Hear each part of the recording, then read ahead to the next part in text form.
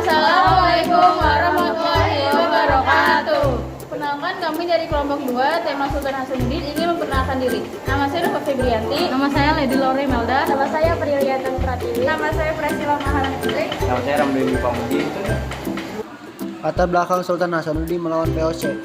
Sultan Hasanuddin adalah satu raja dari timur yang terkenal dengan semangatnya melakukan perlawanan terhadap bangsa Belanda. Di masa penjajahan, beliau menolak monopoli perdagangan yang dilakukan oleh VOC, dan itu membuat pihak Belanda kerepotan selama ia menjadi raja. Sultan Hasanuddin juga berhasil menggagalkan rencana Belanda menguasai kerajaan Islam Goa. Sultan Hasanuddin memiliki julukan si ayam jantan dari timur.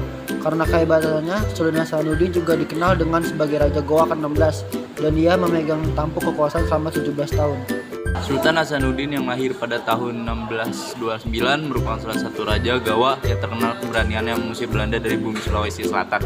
Sultan Hasanuddin lahir pada tanggal 12 Januari 1631 dan Sultan Hasanuddin merupakan putra dari Sultan Maliku Said, Raja Kerajaan Goa ke-15. Ia bertanggung jawab mengurusi pertahanan kerajaan Goa pada usia 21 tahun yang diangkat menjadi raja pada umur sekitar 22-24 tahun. Sultan Hasanuddin wafat di usia 41 tahun. Makam Sultan Hasanuddin terletak di Katangka Somba Opu, Goa, Sulawesi Selatan. Di sebelah kiri depan kompleks pemakaman terdapat sebuah batu tamanurung atau disebut juga batu Palantikan sebagai tempat pelantikan raja-raja Goa.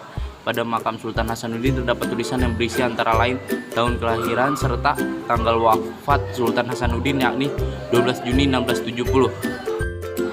Jalannya peristiwa, pada saat beliau memimpin Sultan Hasanuddin dengan tegar menolak praktik monopoli perdagangan VOC di daerah timur Indonesia.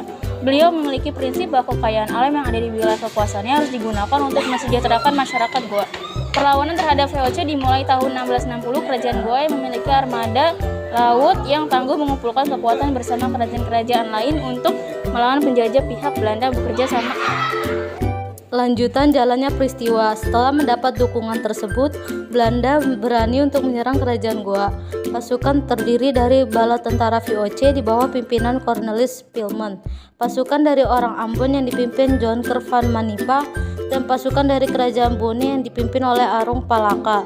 VOC dan sekutu menyerang kerajaan Goa pada tanggal 7 Juli 1667 dari berbagai penjuru. Karena posisi yang terkepung dan peralatan senjata yang kurang lengkap, kerajaan Goa kewalahan dengan serangan ini. Pada akhirnya benteng dari pasukan kerajaan Goa dikuasai oleh Arung Palaka, dan Belanda menang dalam pertempuran ini. Sultan Hasanuddin dipaksa untuk menandatangani perjanjian Bongaya yang berisi tentang persetujuan dari Sultan untuk memberi hak monopoli pada VOC. Karena Sultan merasa perjanjian ini sangat memberatkan masyarakat, ia menolak untuk memberi tanda tangan di perjanjian ini. Sultan memerintahkan beberapa pasukan untuk melakukan pemberontakan, tapi usaha ini sudah dapat diketahui terlebih dahulu oleh Belanda. Perlawanan kedua berlangsung dipimpin oleh Sultan sendiri. Perlawanan tidak menghasilkan kemenangan dan semua pejuang berhasil ditumpas oleh Belanda. Sultan Hasanuddin dipaksa mengakui kekalahan menandatangani perjanjian. Perlawanan sang Sultan Hasanuddin selesai. Dampak dari perlawanan Sultan Hasanuddin melawan VOC. Dalam perlawanan rakyat Goa yang dipimpin oleh Sultan Hasanuddin di bidang politik adalah Sultan Hasanuddin harus terpaksa menandatangani sebuah perjanjian bernama Perjanjian Bongaya yang isinya sangat merugikan masyarakat Goa. Perjanjian ini ditandatangani tanggal 18 November 1667 di Bongaya sehingga dinamakan Perjanjian Bongaya. Selain itu, wilayah Makassar juga akhirnya dipersempit hingga Goa. Makassar juga menjadi tertutup bagi orang asing. Secara umum, isi dari Perjanjian Bongaya yang ditandatangani oleh Sultan Hasanuddin adalah: pertama, Perjanjian Bongaya yang ditandatangani oleh Parangapapa beserta Hindia pada tanggal 19 Agustus 1660 harus diberlakukan pada tanggal 2 Desember 1660. Yang kedua, yang terbukti bersalah membunuh orang Belanda harus diadili dengan hukuman setimpal. Yang ketiga, hanya VOC yang berdagang di Makassar.